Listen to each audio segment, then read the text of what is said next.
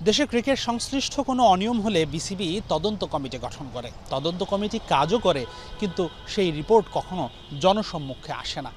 কিন্তু বাংলাদেশ 2.0-তে ফারুক আহমেদ যখন এই বিসিবির মসনদে বসলেন, তখন ধারণা করা হয়েছিল সেই রিপোর্টগুলো আলোর মুখ দেখবে। কিন্তু এখন পর্যন্ত অবস্থা যা, তা কিন্তু মোটেও সুখকর নয়। এই রিপোর্টগুলো কি অতীতের মতো আটকে থাকবে ফাইলেই, সেই প্রশ্ন কিন্তু যাচ্ছে।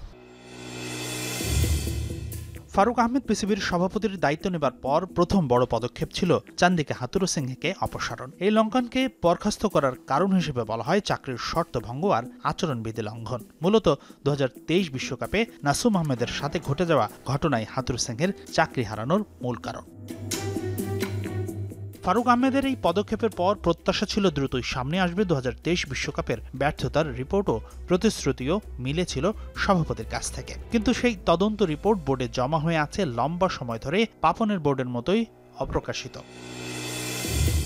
এরপর বিপিএলে ঘটল দুটি বিতর্কিত ঘটনা। রাজশাহী ও চট্টগ্রামের পেমেন্ট জটিলতা এতটাই প্রকট আকার ধারণ করে যে দেশের গণ্ডি ছাপিয়ে আন্তর্জাতিক গণমাধ্যমে হয় সমালোচনা। সেই সাথে ফিক্সিংয়ের মতো গুরুতর অপরাধের অভিযোগ ওঠে বেশ কিছু ক্রিকেটারের বিপক্ষে।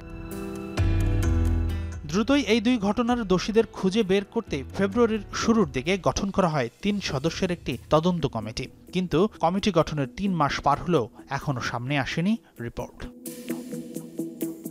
ঢাকা প্রিমিয়ার লিগেও ফিক্সিংয়ের অভিযোগ ওঠে। ডিপিএল-এর 10ম রাউন্ডে গুলশান ও শাইনপুকুরের ম্যাচে মিনহাজুল আবেদিন সাব্বিরের অদ্ভুত আউট ছিল খুবই দৃষ্টিকটু। সেই ঘটনার তদন্ত দ্রুত শুরু করলেও এখনও অপরাধীকে খুঁজে পায়নি কি বিসিবি, যেখানে পুরো ঘটনাই বন্দী ক্যামেরায়।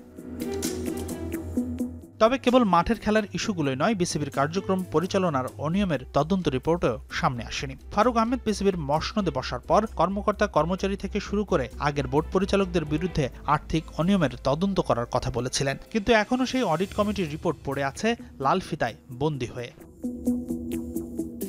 এখন দেখার বিষয় বিসিবির আর্থিক অনিয়ম নিয়ে দুর্নীতি দমন কমিশন দুদকের তদন্তও কি আটকে থাকবে সেই ফিতাতেই, কেননা এখানেও জড়িত বিসিবির অনেক রাঘব বোয়ালের নাম।